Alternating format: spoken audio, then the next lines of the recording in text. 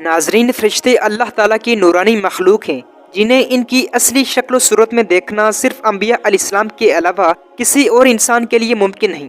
یہی وجہ ہے کہ ہمارے ارد گرد لاتعداد فرشتے اپنے کاموں میں مصروف ہیں، مگر ہمیں وہ دکھائی نہیں دیتے۔ اگر وہ انسانی شکل اختیار کر کے سامنے آئیں تو پھر انہیں دیکھنا ممکن ہے۔ انسان کی نسبت فرشتے عظیم مخلوق ہیں اور ان میں سے بھی بعض چھوٹے اور بعض بڑے ہوتے ہیں۔ ناظرین، فرشتوں میں سے بعض کے 2 پر ہوتے ہیں اور بعض کے 6 یا 100 تک، جیسے قرآن مجید میں اللہ تعالیٰ کا ارشاد ہے، اور اللہ ہی کے لیے تمام تعریفیں ہیں جو آسمانوں اور زمین کا پیدا کرنے والا ہے، اور 2 3 اور 4 پروں والے فرشتے کو اپنا قاصد بنانے والا ہے۔ ناظرین، نبی کریم صلی اللہ علیہ وسلم نے فرمایا، میں نے حضرت جبرائیل کو ان کی اصلی پیدائشی صورت میں صرف 2 مرتبہ دیکھا۔ میں نے انہیں آسمان سے اترتے دیکھا تو ان کا وجود آسمان سے لے کر زمین تک پھیلا ہوا تھا۔ بعض روایات کے مطابق جبرائیل علیہ السلام کے 600 پر دیکھے گئے اور ہر پر نے افق کو گھیر کر رکھا تھا۔ ان کے پروں سے مختلف رنگ اور قیمتی موتی بکھر رہے تھے۔ ناظرین اکرام، اس کے علاوہ وہ فرشتے جنہوں نے عرش اٹھا رکھا ہے، ان کی قد و قامت کے بارے میں نبی کریم صلی اللہ علیہ وسلم فرماتے ہیں کہ مجھے ان میں سے ایک فرشتے کی قد و قامت بیان کرنے کی یہ اجازت ملی ہے۔ اس کی کان کے لو سے کاندھے تک کا درمیانی حصہ اتنا لمبا ہے جتنی 700 سال کی مسافت۔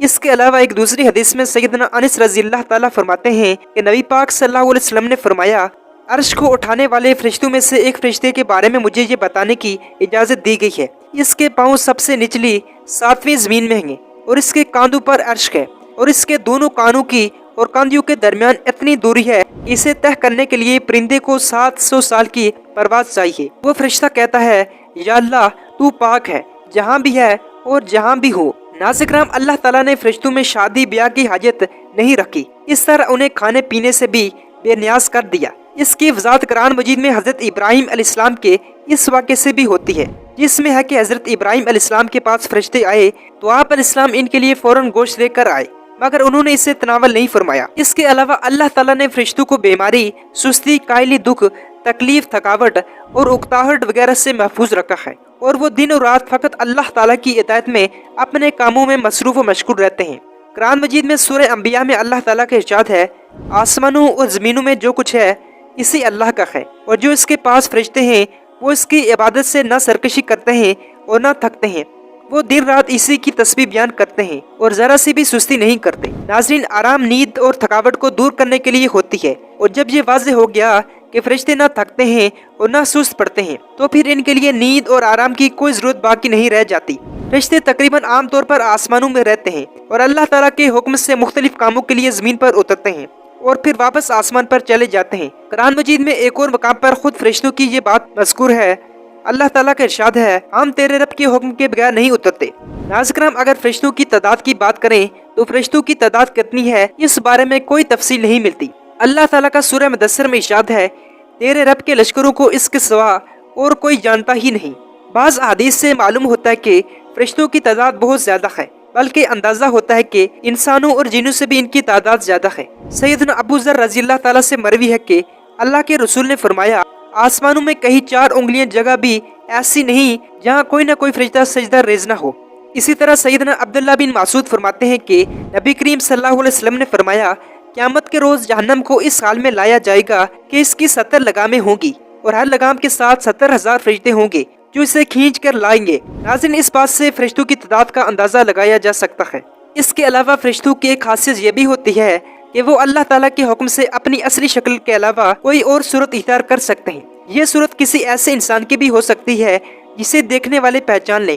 انسانوں کے علاوہ کسی اور چیز کی شکل اختیار کرنے کی طاقت ان کے پاس ہے یا نہیں، اس کے بارے میں قرآن و سنت میں کوئی صراحت یا ذکر نہیں آیا۔ البتہ ان کی انسانی شکل اختیار کرنے کے واقعات ہمیں ضرور ملتے ہیں، اور ان سے اندازہ ہوتا ہے کہ فرشتے اللہ تعالیٰ کے حکم سے دیگر شکلیں بھی اختیار کر لیتے ہیں، جیسا کہ حضرت ابراہیم علیہ السلام کے پاس فرشتے انسانی شکل میں آئے اور حضرت ابراہیم علیہ السلام ان فرشتوں کو پہچان نہ پائے۔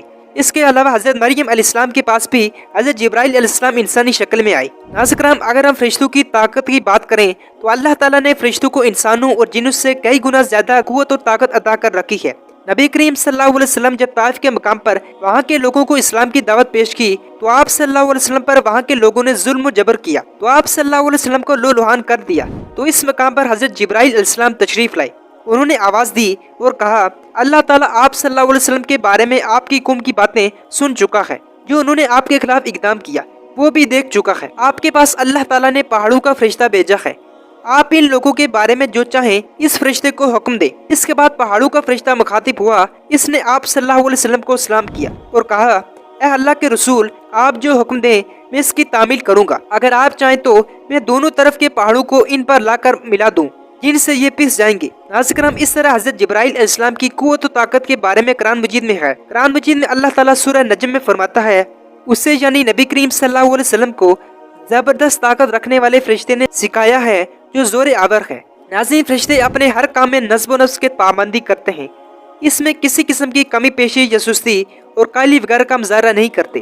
جن فرشتوں کی جہاں ڈیوٹی شروع ہوتی ہے وہ اس وقت وہاں پہنچ جاتے ہیں۔ ناظرین کرام، جس طرح انسانوں کی پیدائش اور موت کے مختلف مراحل ہیں، فرشتوں کے لیے یہ مراحل نہیں ہوتے، یعنی دنیا میں نئے انسان پیدا ہوتے ہیں اور پہلے سے موجودہ انسان فوت ہوتے رہتے ہیں، لیکن اس کے برعکس جب اللہ تعالیٰ نے فرشتوں کو پیدا کیا تب سے وہ زندہ ہیں اور قیامت قائم ہونے تک جب تک اللہ چاہے وہ زندہ رہیں گے، اور اللہ تعالیٰ کی طرف سے انہیں جو ذمہ داریاں دی گئی ہیں انہیں وہ خوبصورت طریقے سے پورا کرتے رہیں گے۔